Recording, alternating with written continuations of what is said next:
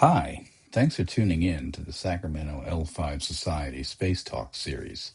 This is a fantastic talk by Barré about the Boys Ranch and how they inspire young teens from difficult backgrounds to learn to build and create confidence that will assist them throughout their lives. One thing about the video rendering that you'll see here, due to an unfortunate Zoom accident, we lost the audio and video of Barré's talk. But from the notes that we had taken in the meeting using ChatGPT, we were able to devise a narration which very closely mirrors what we remember that Barré said. And from those narrations, we were able to build slides that you can see here in the video. Barré Wheatley and the administration of Cal Farley's Boys Ranch have approved this representation of their work. There'll be notes at the end of this talk describing exactly how we were able to reconstruct this presentation. And now, enjoy this representation of Barré's work at the Boys Ranch. We hope it inspires you as much as it inspires us, and we also hope it inspires you to perform similar work in your life and in your surroundings if you can.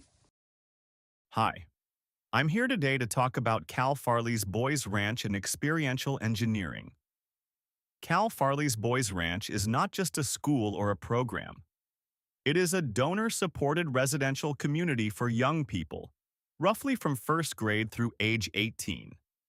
In many ways, it functions like a small town, with homes, school programs, staff, activities, and the kind of community structure young people need in order to feel safe and begin again.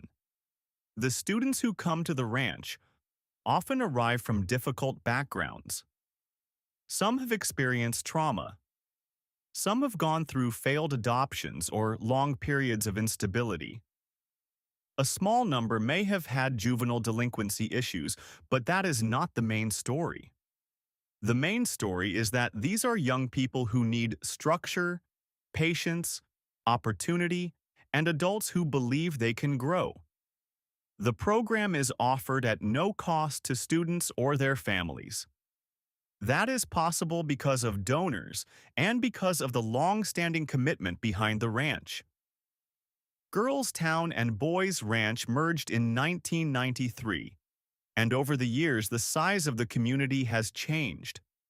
Like many places, attendance was affected by COVID, but the mission remains the same: to give young people a stable place to live, learn, and rebuild. My part of that mission is the technology shop and the experiential learning program. That means we do not just talk about engineering, we build things. Students work with robotics, rocketry, underwater ROVs, 2D and 3D printing, drones, Arduino projects, motors, and practical troubleshooting. Sometimes the project is a rocket. Sometimes it is a robot. Sometimes it is a small circuit, a lighting system, or a piece of equipment that simply has to be made to work. But the goal is not merely to make engineers. If a student becomes an engineer, that is wonderful. But the deeper goal is to help young people become more capable, more confident, and more resilient human beings. Engineering gives us a powerful way to do that because it makes failure useful. A circuit does not work, so we troubleshoot it. A rocket does not fly right, so we change the design. A part breaks, so we repair it or replace it. The mistake is not the end of the story. In the shop, the mistake is often where the learning begins. That matters because many of our students have known failure as something personal. They have known it as rejection, punishment, or another reason to feel small. In engineering, failure becomes different. It becomes information. It becomes the next step. Real projects are important because they ask something real from the student. You can protect a young person from challenge, but then they never get to discover what they can actually do. When they build something real, they learn more than a technical skill. They learn patience. They learn persistence. They learn how to ask better questions. They learn that frustration is not fatal. They also learn that they can contribute. I have seen students who were unsure of themselves become the person in the room who understands the system. I have seen them explain a design, fix a problem, help another student, and suddenly carry themselves differently. One student story that has stayed with me involved a young woman in the rocketry program. She made her own rocket fuel, built her own rocket, set a notable high-altitude record, and later went on to serve successfully in the United States Navy.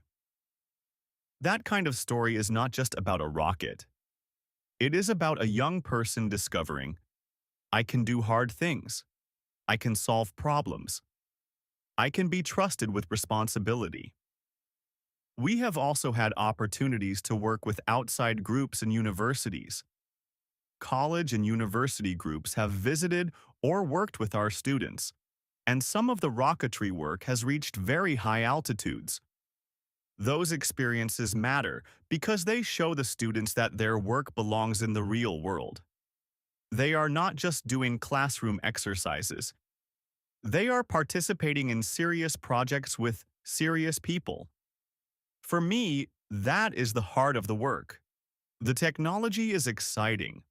The rockets, robots, drones, underwater vehicles, and Arduino projects are all fun. But the technology is not the final product. The young person is the final product. The project is the vehicle. The shop is the setting. The tools are the invitation. What we are really building is confidence, resilience, judgment, and the belief that a problem can be approached one step at a time. Thanks again to Barré for a great talk.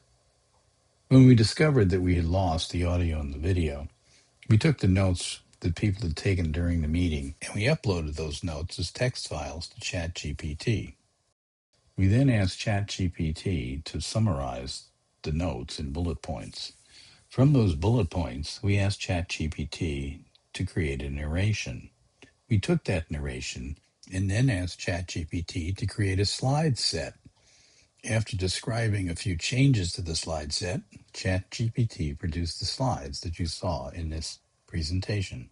We then took the text of the narration and uploaded it to 11 Labs.